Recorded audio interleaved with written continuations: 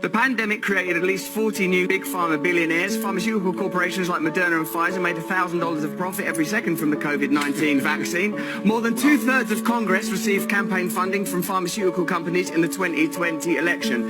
Pfizer chairman Albert Bourla told Time magazine in July 2020 that his company was developing a COVID vaccine for the good of humanity, not for money. And of course, Pfizer made $100 billion in profit in 2022. You, the American public, funded the development of that. But when it came to the profits, they took the profits. When it came to the funding, you paid for the funding. If you have an economic system in which pharmaceutical companies benefit hugely from medical emergencies, where a military-industrial complex benefits from war, where energy companies benefit from energy crises, you are going to generate states of perpetual crisis, where the interests of ordinary people separate from the interests of the elite. Okay, so I just want to say, if you guys like the content and you want to support me, check out my new merch shop. I got some tinfoil hats. I got my brand new Free Trump mugshot shirt. Check out the link in the description, tvsmerch.com. I got some other cool gear over there. So the COVID fearmongering is back in full swing. And all these companies that made all this money back in 2020, 2021, all these companies have returned and they're lining up, they're chopping at the bits to make some more money off of scaring the hell out of people, off of government forcing people to comply with nonsense. So we're going to react to this NBC nightly news video, Lester Holt, because it seems like the media companies like NBC, they're deep in the pockets with Big Pharma and with these politicians who are running fear throughout the country in order to make some money. So let's go ahead and take a look at this sales ad from NBC. They're saying it's a news report, but it's a goddamn sales ad. So let's take a look. COVID is making a comeback this summer, so many of us would like to leave it in the past, but cases are once again on the rise. So when will new booster shots roll out? Ann Thompson asked the CDC director. Isn't that convenient? COVID's on the rise again. We hit election year, election season's in full swing, and all of a sudden, hey, here comes COVID. Here comes China virus. This summer, most Americans left COVID in the past, gathering together once again mask-free. But tonight, signs of a COVID resurgence. Across the country, COVID hospitalizations jumped more than 14%. So you see that when they get to the hospital, they showing somebody being transported by hospital staff. They're not able to get around on their own. So they're trying to say, look, if you get COVID, this is you. You're going to be unconscious, out of it, barely surviving, 1 foot in the grave, in a hospital. That's what they want you to think. See, it's small stuff like this in these ads that people see, but subconsciously it takes effect. But they don't really notice what these people are doing. In the most recent week, but far lower than pandemic levels. NBC News medical contributor Dr. Kavita Patel. What's behind this? Hey, she's on the phone with that thick ass mask on. Can you even understand what the hell she's saying? She's on the phone. Hello? Like what the hell? Y'all remember those conversations? You at work trying to have a conversation with somebody. You got a mask on. They got a dirty ass piece of cloth on their face. And you're like, what the hell are you saying, man? I don't know what the hell is going on here because everybody has these dirty ass, filthy pieces of cloth on their faces. So, let's continue. Tick in COVID that we're seeing.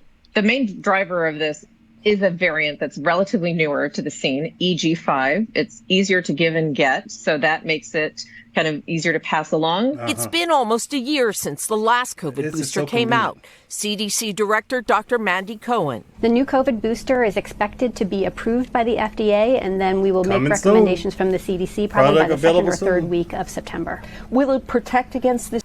There you go, because there are actually people who are still brainwashed from this stuff, and they're actually going to pharmacies angry, demanding, you guys don't have the booster yet? COVID's back. We need the shot. These people are pissed off because they've been brainwashed so much, and they think they're about to die if they don't pay for a new drug or have their insurance pay for it, however that works. This new strain? Yes, the booster is tailored to what we are seeing circulating now. Critics say the federal government is behind once again. People knew there was going to be a COVID resurgence. So why don't we have a booster today? Why do we have to wait until next month? The way we go about doing just like we do with our flu shots, right? We make sure that we're looking at the ways in which the virus changed. They look at and evaluate that. The FDA is doing its work. We likely will see this as an annual COVID shot, just like the flu. Something that they told us was a conspiracy theory. Remember, we said that they were going to try to run this game. Big Pharma was going to try to push annual COVID shots, just like they do the flu shot, in order to maximize profits. And they were like, no, this is a one-time thing. You just take this drug and the virus is going to disappear. All lies. And they were saying, if you guys are saying this, you're wearing tinfoil hats, you're a bunch of conspiracy theories. But here they are. They're real comfortable now because they've brainwashed enough people to just admit the truth about this whole thing.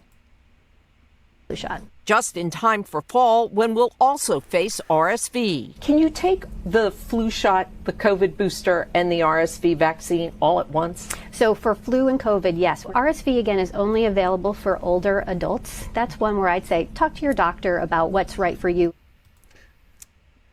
Doesn't that sound like a pharmaceutical ad? At the end, they play this happy music. They show all these side effects in small print, but they play the happy music and they say, talk to your doctor about what's right for you. The same lines from these big pharma commercials. And here she is talking about, okay, you can get this flu shot. Maybe you can get RSV, but talk to your doctor. We don't want to take that liability. And you can get COVID. You can get all three. Make sure you stock up on some home tests too. Go to the gas station, pick up a couple of home tests so we can maximize our profit, even though this crap isn't doing anything to help you. So until the new COVID booster comes, get prepared. Stock up on at-home tests. They do cover that new strain.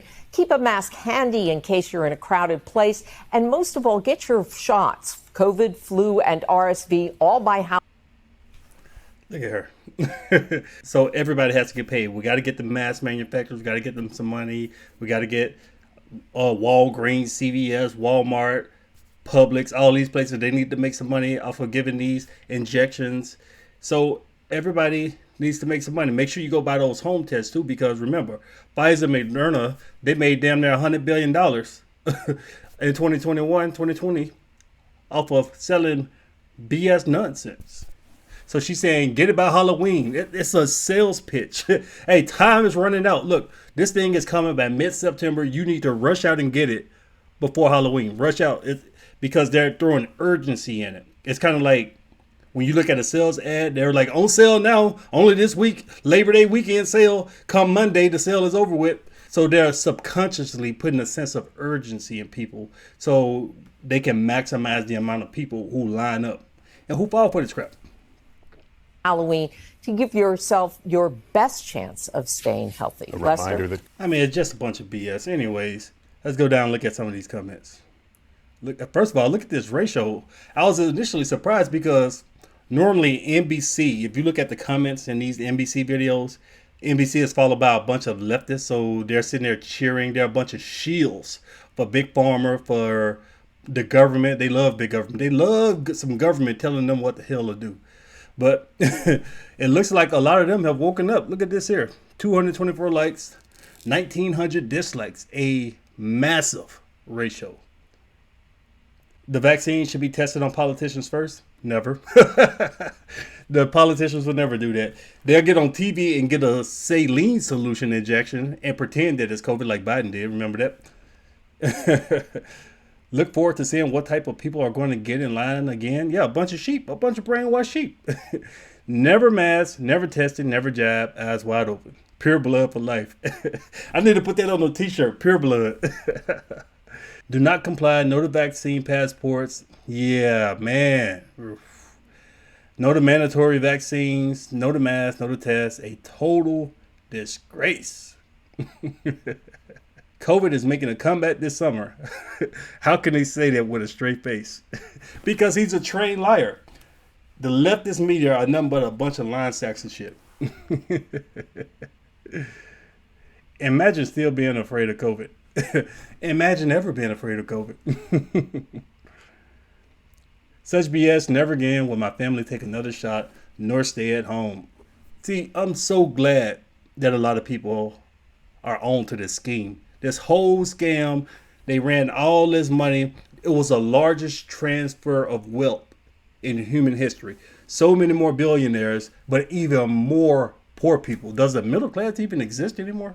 Because so much money went to the top. And we're still feeling the effects of shutting down the country and all those stimmy packages. The inflation right now is off the charts. My condolences to the idiots that take the snake bite. So, yeah, it's time to make some money for Big Pharma. It's time to make some money for these news organizations and these politicians who are getting kickbacks, for these companies that produce the masks and all that. And speaking of that, let's look at this other video about how this other guy made millions of dollars selling filthy pieces of cloth to the hospital. Jay was able to arbitrage a relationship between South Korean mask manufacturers and one of the biggest hospitals in New York City. And what did he do? He just connected the head of the hospital in New York City and connected the head of the Korean factory, and he just cashed in the check. And what were they shipping? 5 containers of masks every single day. He received $20,000 commission per container per day. He was making $100,000 net profit a day for over a year and a half by connecting people. And I always say it, every time you walk into a medical organization, hospital somewhere, they have a box of masks on the side for free, right? But they're not free. They're adding these masks. Maybe they're putting it on the building and coding. Maybe they're just putting it in miscellaneous. But these hospitals can charge you without you really seeing it for the cost of these masks. So they're running through hundreds of masks a day with all their patients, visitors. And at the end of the month, they get a big kickback.